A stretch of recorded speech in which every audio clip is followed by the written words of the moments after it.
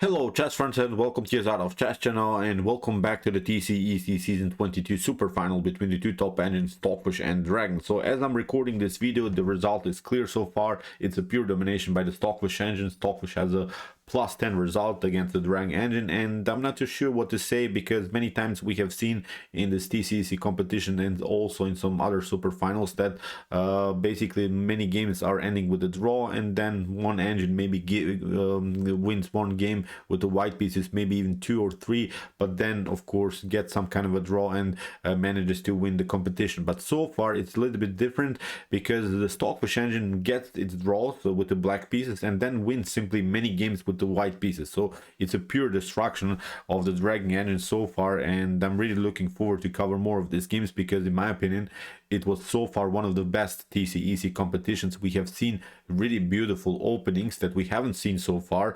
We have seen the Cochrane Gambit, we have seen some beautiful lines of the Ruy Lopez, we have seen some Queens Indians, we have seen some Kings Indians so far, and in this video that I've prepared for you today, we'll see now the so-called Korchnoi attack against the Dutch defense, which is really a sharp and brutal attack against the Dutch defense, and then the game will transpose into the so-called Korchnoi Janzen Gambit, which is also sharp line against the Dutch defense. And it's, I think, a brilliant method because many times when you face the Dutch, your opponent is trying to build this stonewall setups with the move f5, e6, d5, c6. Then the game could be really annoying. The game is positional. He fixes then his knight on e4. He cements the knight. You don't know what to do.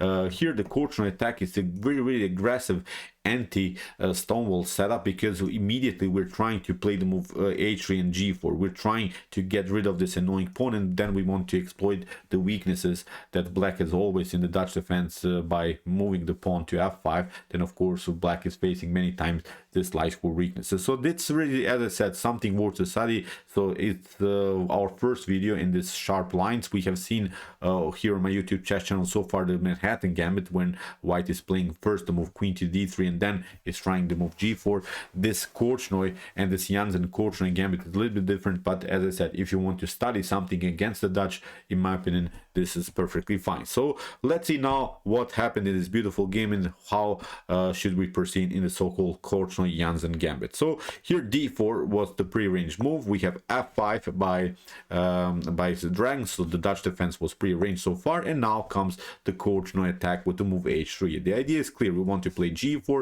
If something gets cleared after f takes g4, h takes g4, then of course the h file gets open, and then after something like queen to d3, white could have a clear target, which would be of course the weak pawn on h7. Then of course we could include maybe even the light square bishop somehow into the game, so the light squares are then a strategical problem then for black. So in the continuation, knight to f6 was still pre-arranged by the organizer, and now after move g4 the pre-arranged line was f takes g4, and after h takes g4 black's last pre-arranged move was now the move knight to g4. So we have to say this is not the best of ways how black should make progress here. Black should actually go should decline this Janzen-Korchnoi Gambit with the move d5. Then the game becomes more and more positional. I will probably in the continuation on my YouTube chess channel cover more games about this opening, but so far the pre-arranged line, as I said, was simply f takes g4. So here h takes g4, we have knight to g4, and now after move bishop to g5 we have now the first move that was calculated by this top engine. And it's a really interesting idea how Stockfish approach now in this game, because here we can notice now that Stockfish is waiting this knight to come an f6, and it's really brilliant positional move by the Stockfish engine, because Stockfish will probably give up the bishop for a knight and then will attack simply the light squares. Then the h7, as we said, is a long-term weakness. We could try e3, maybe bishop to d3, queen to h5. So when the knight comes on f6, we're getting rid of the key defender of light squares, which would be of course the knight on g4, which could be maneuvered to f6. It's really a beautiful method, because it's interesting. The Dragon engine played a different move order, didn't play immediately this move bishop to g5. So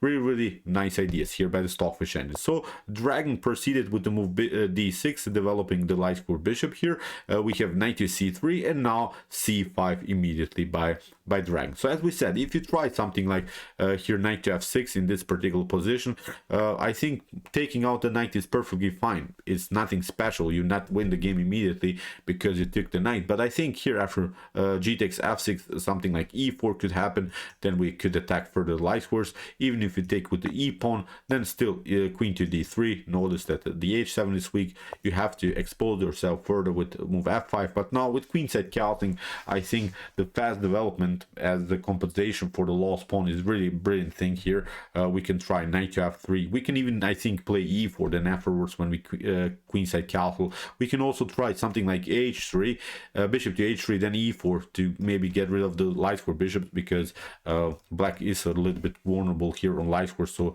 training off the key defender of light squares would be also very interesting strategical idea. So in my opinion, it's very easy now to find the best next moves here for white. So as I said, here from knight to c3, the Dragon engine found a beautiful way here to defend. Tried now c5, because many times we want to include the queen into the game, and now with queen to a5 the bishop is also a little bit loose on the board. So here Stockfish took d takes c5. You don't want to take, of course, here immediately by black, because the queens would be off the board, and then for something like king to d8, rook to d1 would happen, and then with knight to d5 or knight to b5 we could have here weakness on c7. This could be very then annoying to handle here for black. So after move d takes c5, we have queen to a5. You cannot take, of course, now this pawn further because your bishop is hanging. So that's why here Stockfish played a very important move, e4, because you see now why this move is very important, because we want to liberate this bishop. Of course, we want to develop the pieces, but the most important thing to notice is that we want to develop the bishop in order to control the a6 square. We are not allowing this knight to come out. For instance, if you would try immediately queen to d5, here maybe to protect the c5 pawn, then okay, queen to c5, d takes c5, and now you don't have this move, because you could maybe try knight to d5, but here with knight to a6, here black is controlling the very important c7 square. But now after move e4, notice that this is a different story. Now we have attacked the a6 square, and now knight to a6 is not a possibility. So the fork idea on c7 could actually work, because here in the continuation, the Dragon engine played bishop to d7, and now Stockfish played queen to d5, because if you want to play now queen to c5, it's not a problem. Then queen to c5, d takes c5, but now first we kick away the knight, maybe here to e5, and then with knight to d5, here it's already a weird position. You have to include the king here on d8, but now the a6 is at least covered, because if you do this, of course, then bishop takes a6, and then you get the fork on c7. So very important, this move e4 by Stockfish. So after move queen to d5 that Stockfish played, Dragon played an interesting idea, queen to b4, attacking now the b2 pawn. But Stockfish found really beautiful idea how to defend everything, but not only defend everything, include also more pieces into the game. That's many times a beautiful thing by the Stockfish engine. Stockfish is not only defending, Stockfish always finds good counterattacks. So now Stockfish finds a beautiful rook to h3. This is really beautiful, because this rook is somehow connected to the b2 pawn. The most important thing is to notice that the rook is protecting the c3 knight. For instance, if you take now queen takes b2, then you get smashed. Rook takes rook to b1, and for instance, even if you try something like queen to a3, then you get a beautiful discovered attack with knight to b5, and then again the fork on c7. So there are many traps now that are possible, but this is one method to win the game immediately. For instance, you could maybe try here queen to c2. You could proceed taking another pawn, but now with bishop to d2, this knight is protected, and now you could maybe try bishop to c6. But the problem is now this one, queen to h5, wins the knight. So the knight is a little bit loose on the board. It is a tactical problem, I think, for black in the continuation of the game.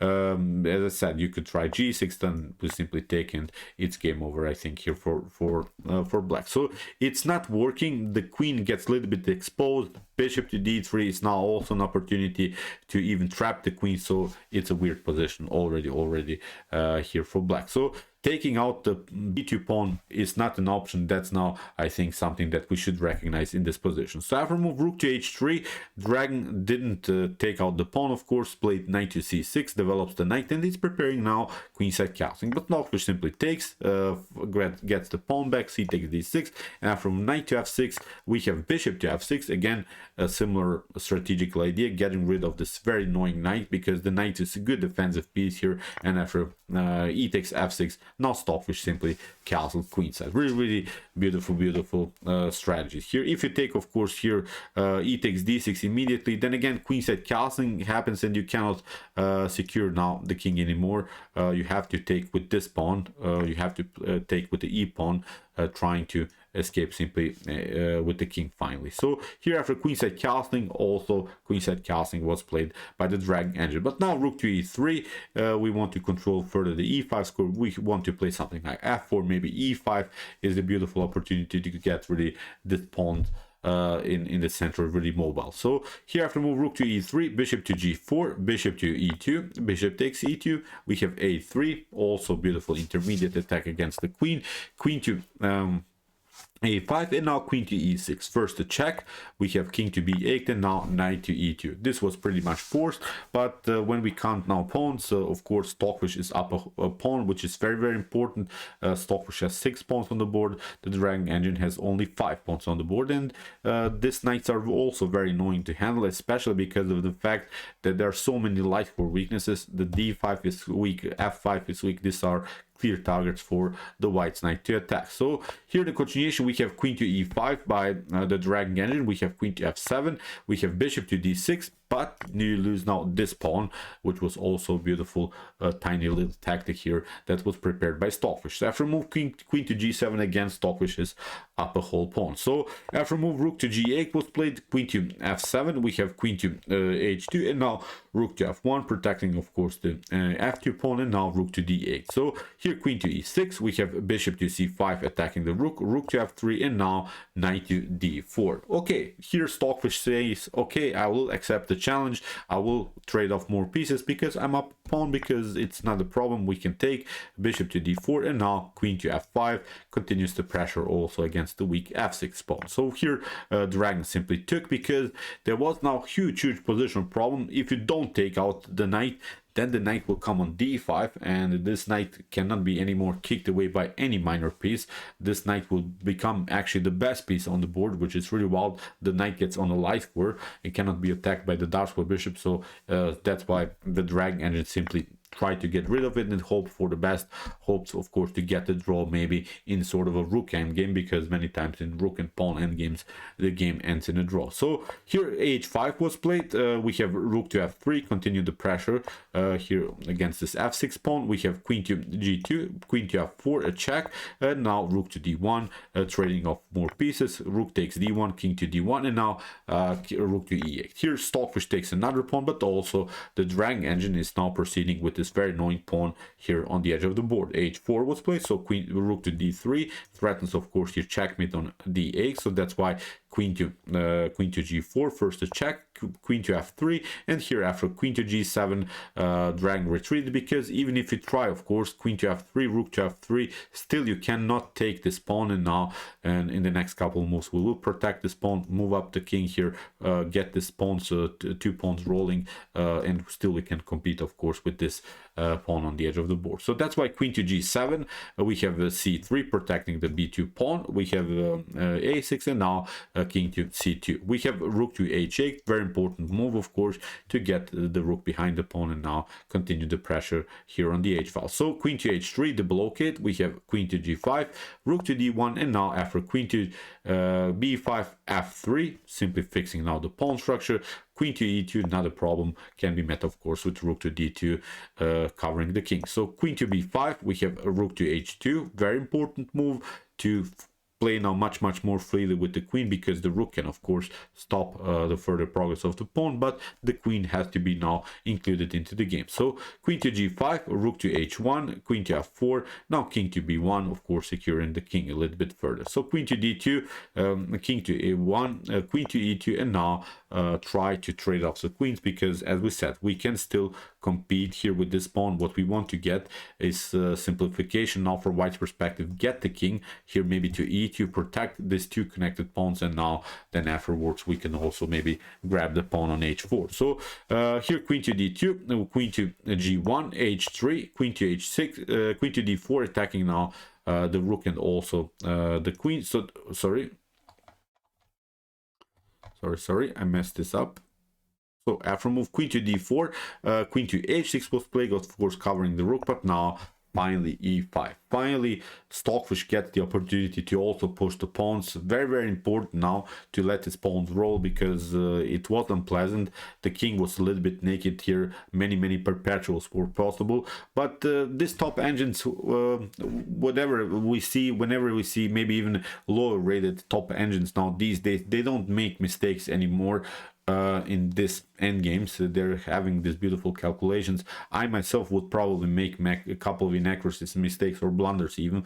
I'm not sure, but as I said, this top engines like Stockfish, when it's a clear evaluation, when it gives you a clear evaluation in particular endgames, then it's probably winning the game. So Stockfish says here, my Stockfish at home, that this should be probably winning endgame here for white. So rook to f8, we have queen to d7, we have a queen to e3. Now Stockfish takes, but also the drag engine takes out now this pawn on e5, but now rook to h7, very important move, threatens of course checkmate on b7. So that's why queen to b5, and now after trades of queens we have now reached this position in which, okay, still it's a 3 versus 2, but this double pawns are of course weakened. Now we can use this pawn in order to continue the pressure here on the king side. So rook to h3, of course we don't want to lose this pawn. If we lose the pawn on f3, or if we lose it somewhere else on the f file, this would probably be even a draw endgame. So that's why you should not lose it. You have to include now the king into the game. That's exactly what Stockfish does.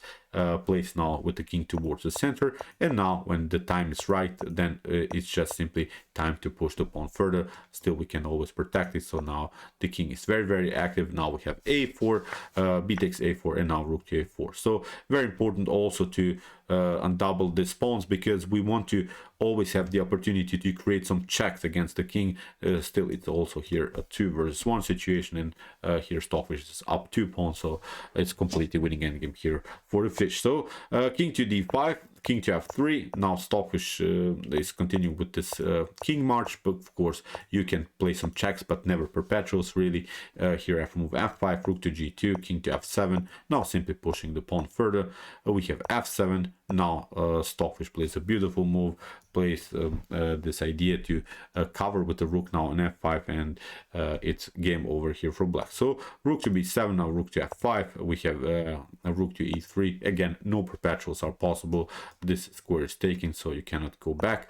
We have a rook to e2, and here we have f8, the promotion. So the game was prolonged for a couple more moves. We have rook to b2, queen to e7, king to b8, and now after a couple of checks, again no perpetuals were possible, and here in this position the dragon engine resides. Obviously, of course, whatever you do in the next move, you get checkmated here on d8. So really interesting ideas in the Korchnoi attack, in the Janzen-Korchnoi Gambit against the Dutch defense. I think it's something worth to study, because it's a very aggressive method. Many ideas like this Taunton Gambit are similar to this Korchnoi attack. We want to get simply a light square weakness. We're trying to deflect this f5 pawn. We're trying to exploit then the light square weaknesses, trying to do aggressive methods. Still, of course, there are many beautiful ways for white to counterplay the Dutch defense. In my opinion, the Dutch defense is not something that you should try if you're a beginner. There are many better openings, but if you face also this Korchnoi Gambit, you should know also how to make progress here, because there are also better lines here for black. We have to say it, because many times the prearranged lines are leading into a bad position for one of these engines. But as I said, Stockfish gets draws out of these openings and then is winning many games with the white pieces. So that's why Stockfish is in the lead. As I said, it's a +10 result so far for the Stockfish engine. Pure domination. I really enjoyed now many games so far, and we'll cover of course more brutal games in this continuation of the TCEC season 22 super final. So okay, I hope that you enjoyed the game. If you want to see more more brutal attacks like this, check out my commented chess games played by computer series with some more games played by Stockfish, Alpha Zero, Lila Zero, and many more. And if you like this content, don't forget to subscribe to my channel. See you soon with some more videos, and chess is the best, of course.